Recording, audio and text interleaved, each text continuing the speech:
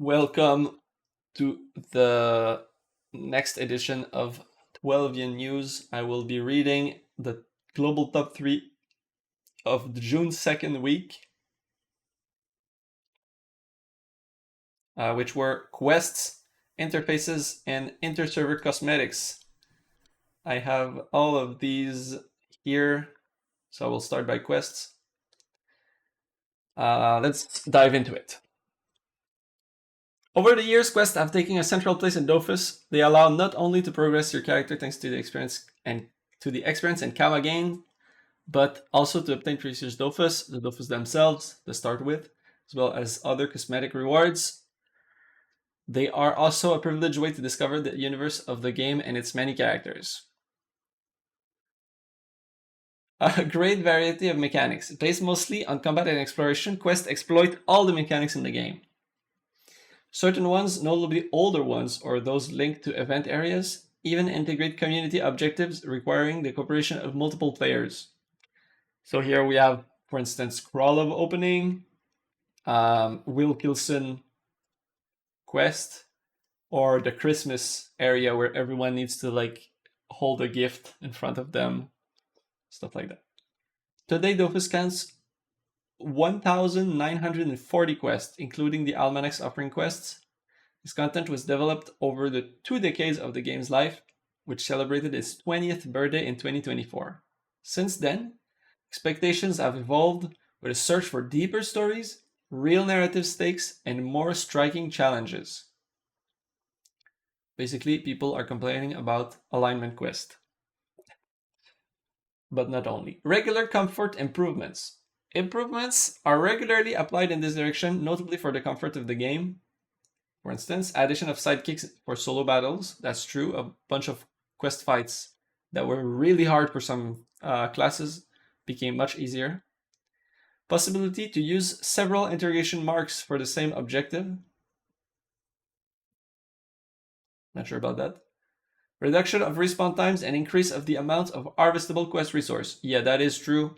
Free Ghost Flower got increased a lot. It's really helping, especially when it was the start of the server. However, the oldest quests still haven't been updated to fit these new standards. Staging. So staging is mise en place. So it's kind of setting the stage is what they mean by that. Limitations, but new tools. An immersion that can still be improved. Possibility to use several interrogation marks for the same objective. Yeah, I can look it up. I can look on the French. Let me open the launcher. Possibilité de marquer plusieurs points d'interrogation pour un même objectif. It doesn't really make sense to me. So it means either that in the dialogue you have an interrogation mark on the dialogues that make you progress the quest, or the fact that for one quest objective you can have multiple markers. Yeah, point d'interrogation is a question mark. But other than that, yeah. Like, which interrogation mark are they talking about? If they mean, if they mean the interrogation mark in the dialogue, that would be accurate, like interrogation mark. Then it could be that.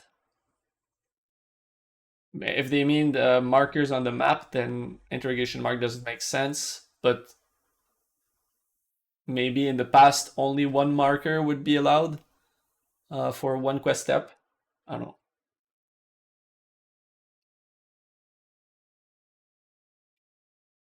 Okay, an immersion that can still be improved. Today, the staging of quests remains limited. To follow the story, the player must engage in reading dialogues which don't have voiceovers.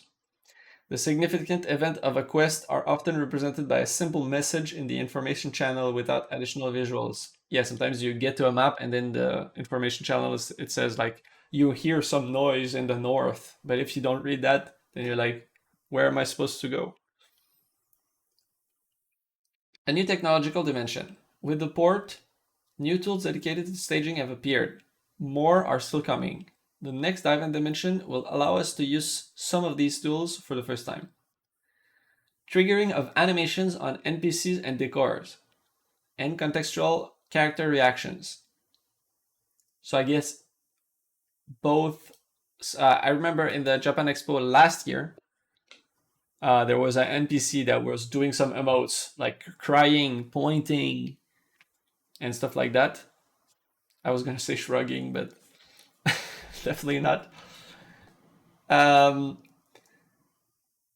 and that person was like, the dialogue would pop automatically, and she was saying, "Oh, help! In this way, these enemies are coming," and she was crying about it. And then you followed the direction where the NPC pointed, and then you went to the portal where like the Necron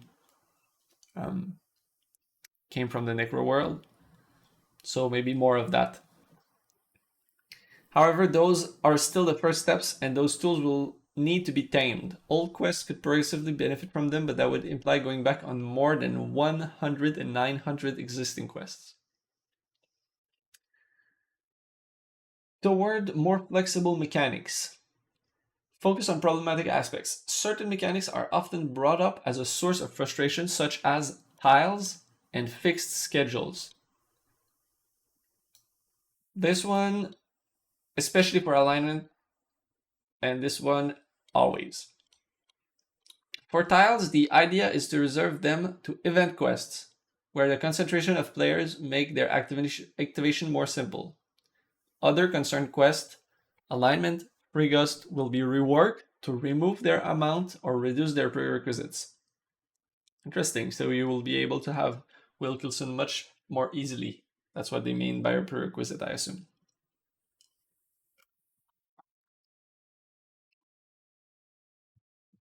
For fixed schedules, a state of play is planned with the goal of offering an alternative, allowing players to choose whether they want to follow this constraint or not.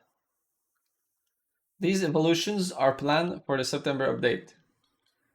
I would be really surprised if people vote for keeping these constraints. But we never know. Demanding but balanced fights. This, I think, is the least problematic for me. I like the fact that it's challenging. We want to maintain the challenge of fights, whether they are tactical, in group, or solo. The goal is to maintain an interesting level of difficulty while remaining mindful of their balancing. We will also continue our work on the validation of quest objective for the entire group by offering dialogue options allowing to validate certain steps without triggering a fight. That is huge for multi-accounting. If you can click with one character and it validates the quest step for all your group, that would basically, not quite, but it would be close to being able to get rid of third-party programs to switch between windows. Quest tracking towards better clarity, a more intuitive localization. For non-localized objectives, so non-localized in this instance mean they don't appear as a marker on your map. Dialogues always offer hints. This information is then repeated in the quest interface. However, the quest journal and its tracking system remain unsatisfying. A new version is planned for the December update. That would solve a lot of stuff, I think. Because let's say you played Baldur's Gate, you will know what I'm talking about. The journal actually gave you great hints. Not always the case, because sometimes I had to go and Google some stuff for like one or two side quests. But if you miss the dialogue or you play much later and you don't remember the dialogue from the NPC, you had a really good summary of what the NPC wanted from you and where it should be, and all the hints that you gathered basically in your quest journal. And that is really missing in Dofus. Like whenever you look at the Dofus quest journal, it's either missing some information or giving you information that you don't really need. Sometimes it's good, but most of the time it's just kind of lacking. Okay. So here are some ideas still being studied. Adding research areas to offer a balanced system between a very precise compass and the total lack of indications. I really like that. Like, go find this NPC, and instead of a marker, it's like he is in the Astrub city somewhere. And now you're like, oh, nice. You know where to look. Integrate the visual feedback on interactive element to better locate them, especially in dungeons. Oh yeah, so many times you're like, hey, yes, I beat this dungeon. Click leave, and then you're like, oh no, I needed to click on something. So yeah, that's really like I need big arrows pointing and 7 "Are you sure?" pop-ups before when trying to leave the dungeon. Are you sure? You still have a quest thing to do here. Are you really sure that you want to leave? What about the arrow tech they use in the tutorial? Yeah, that would be a good idea.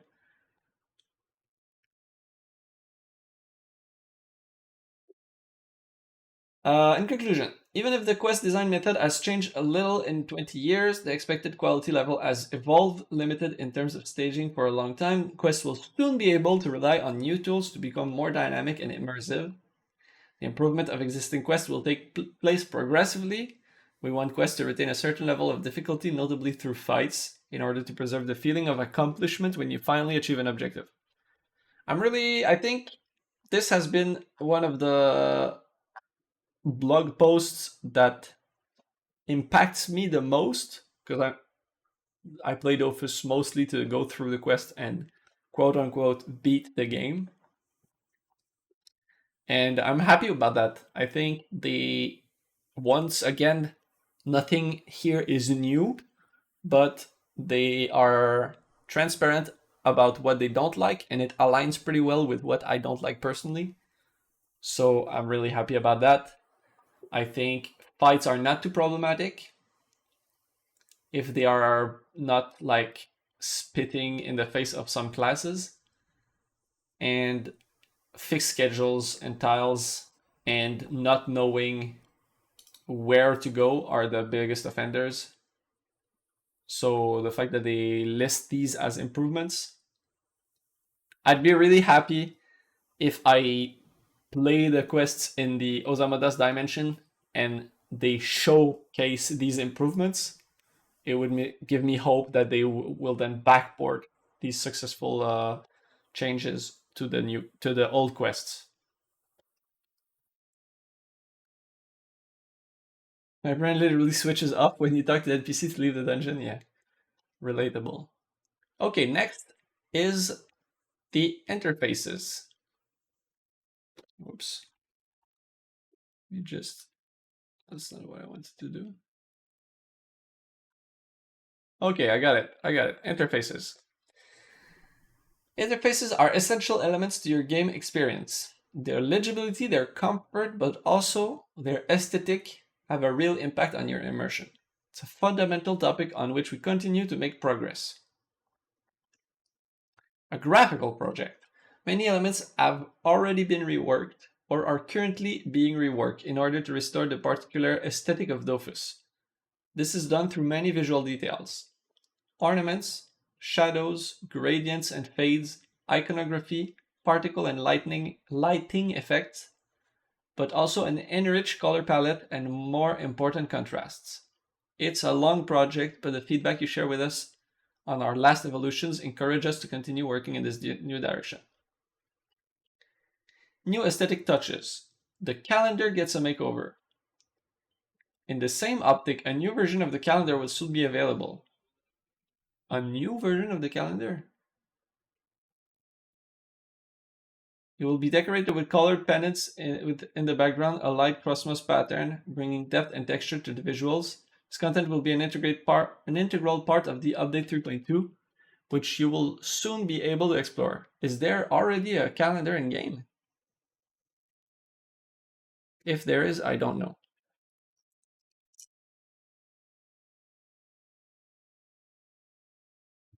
No mention of Eternaeus, that's true. Do we know if he is still working with them? I personally, I don't know. I haven't seen anything recently. Probably if we go spy on his Twitter, we might gather some clues. Yes, he's working full time now. Okay. So we'll have to trust Jay on this. But I haven't seen anything, so I would be inclined to believe that he's working there full time. Okay, customizing to refine. A technical challenge. Allowing players to customize the positioning of interfaces is a good step forward.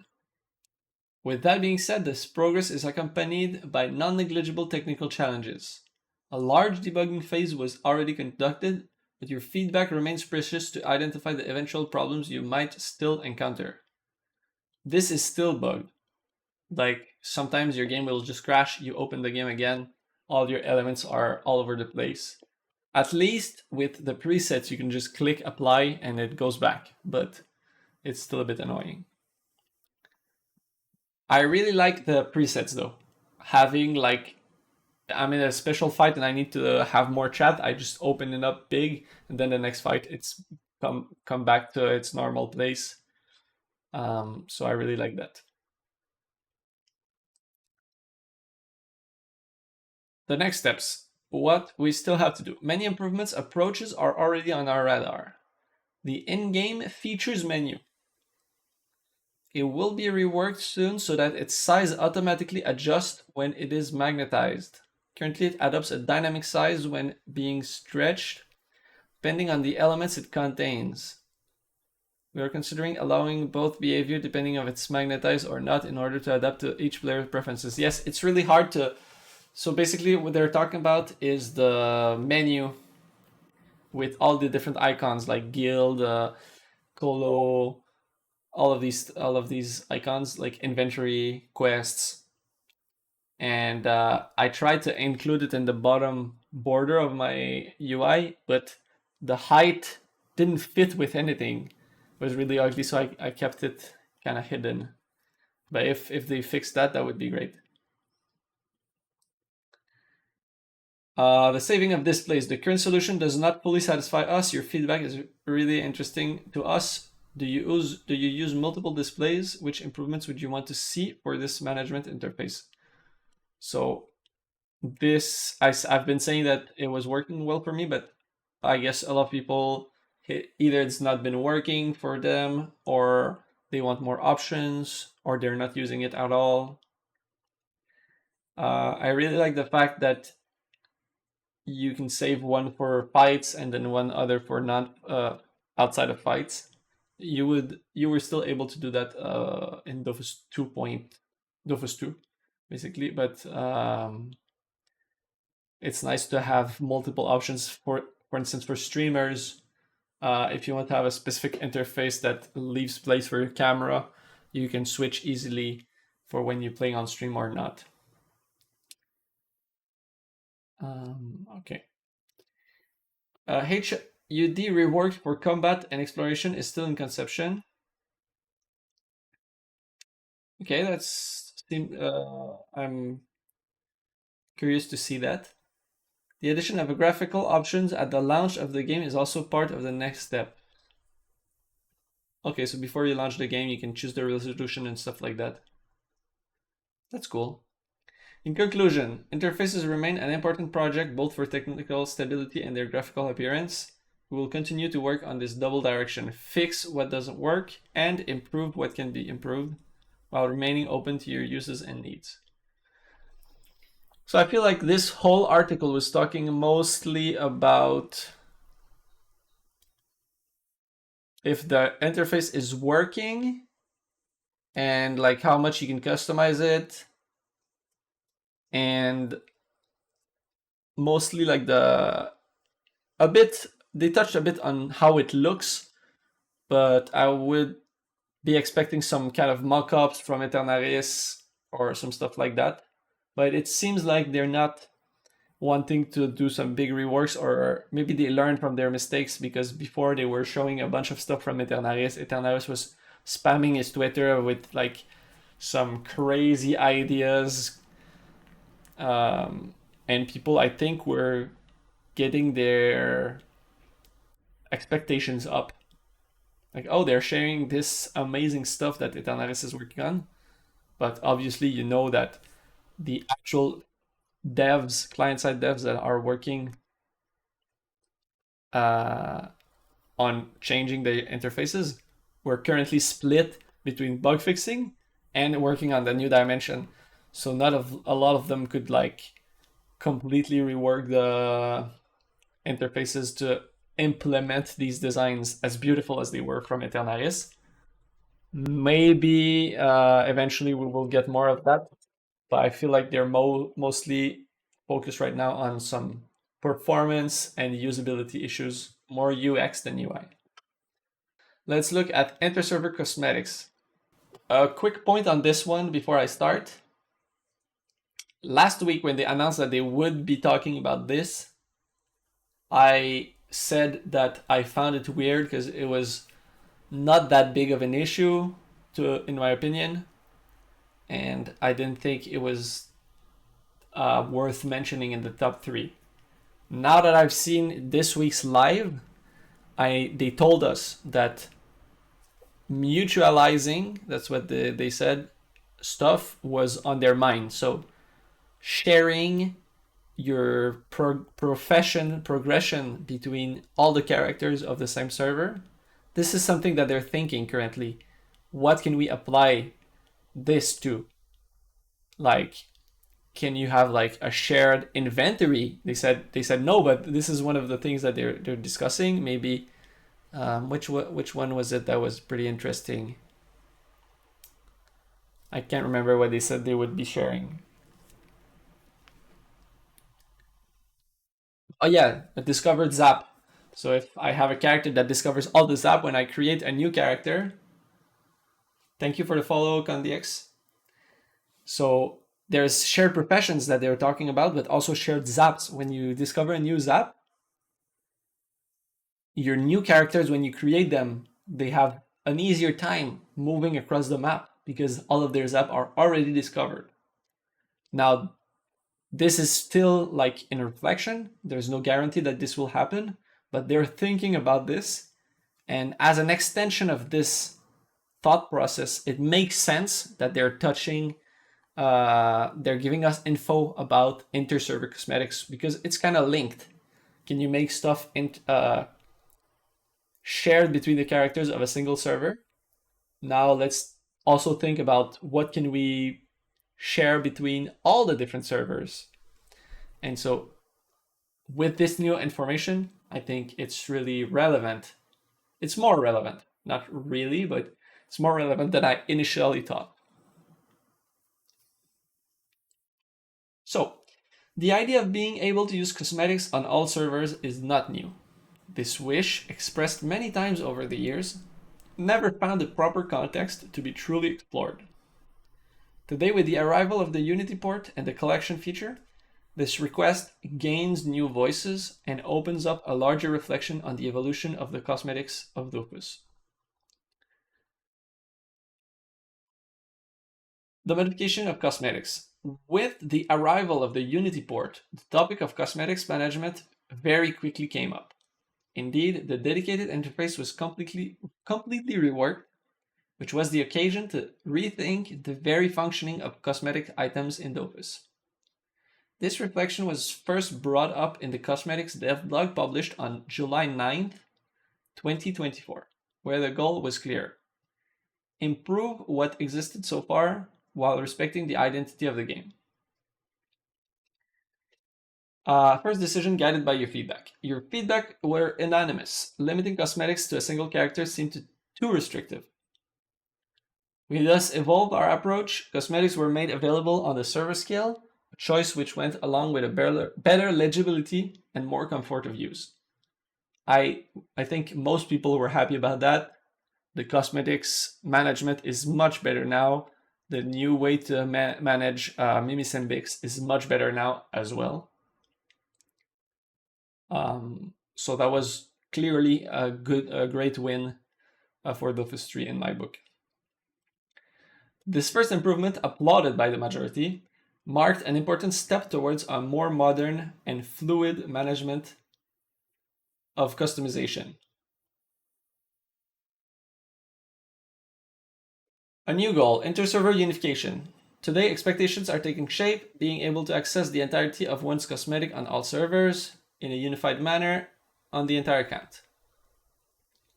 This legitimate wish, however, brings up two major challenges. So this is the two biggest drawbacks from having all the cosmetics being shared across the servers.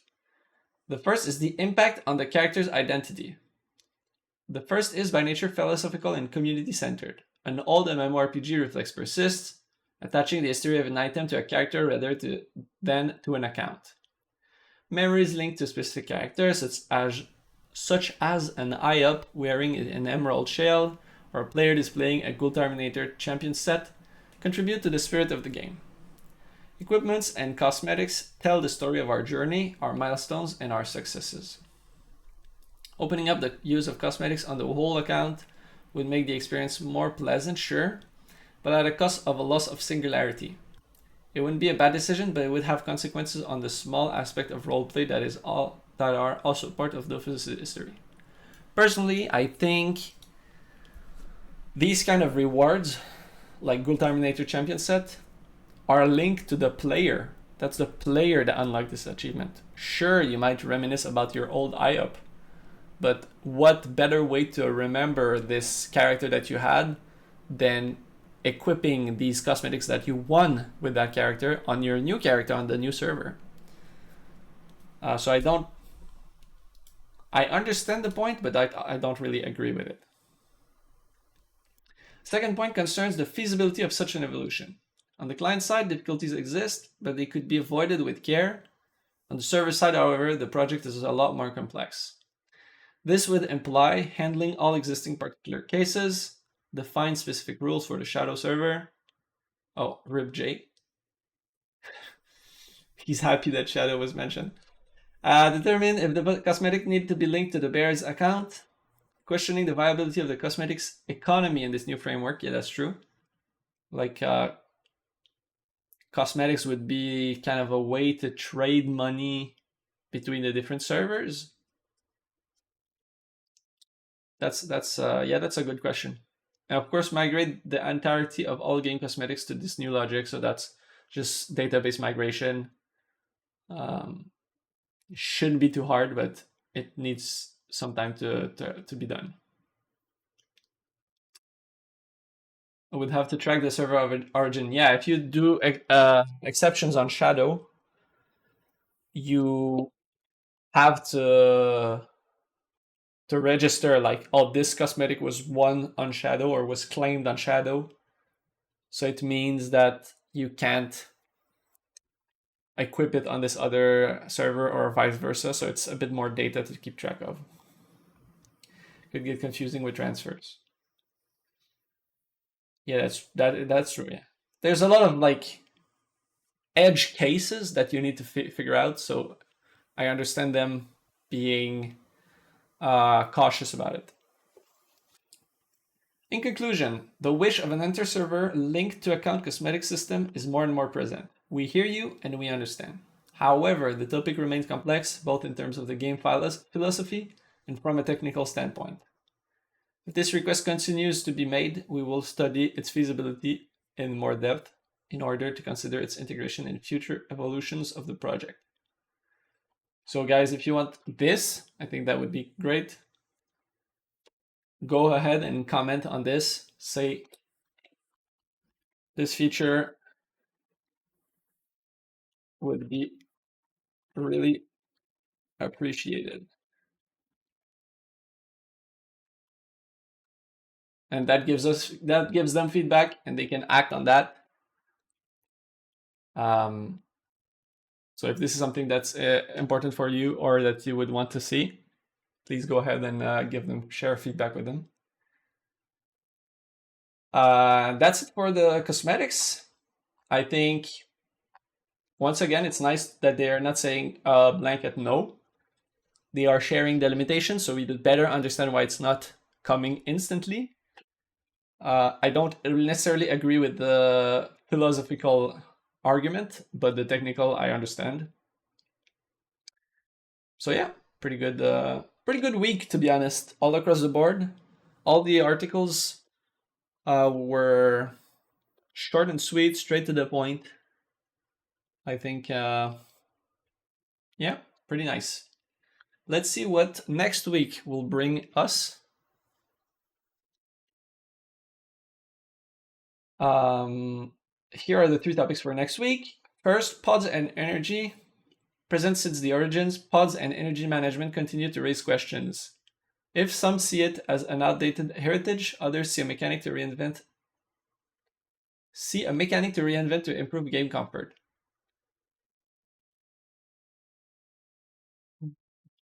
I have a mitigated opinion on this. I think from a game designer perspective, you really like having limited pods and limited energy because they create resource and comma sink. So for the energy, people want to level up their professions. They create resources from nothing by harvesting, but at least the price doesn't crumbles to zero because these people transform these gathered resources into consumables that get destroyed in exchange for energy. So it makes for a healthy game. The same thing with pods. At some point, you have maximum pods. Then you need to either sell your resources, which encourages the economy, and destroys karmas because you need to pay the tax. Or you put it in your bank, which also destroys karmas because whenever you access your bank, you need to pay a fee depending on how many items. So from a design perspective, I think it's good. But from a comfort perspective, as a player, like especially for trying hard content, I really like playing on the beta for that. And I'm like, oh, let me try to solo Cthulhu, but it will take me maybe 50 tries to get to this point because every turn needs to be theory crafted and the early turns are super important. I need to figure out how I'm gonna approach this fight. So having to pay energy every time I fail makes this fun challenge that I set for myself really expensive. And I dislike that. So yes, that's why I'm not too sure about. I think both ways. If they remove it completely or they keep it, I'll understand and I will. Well, I'll be happier if they remove it, but it needs to be done with caution to the impact on the economy.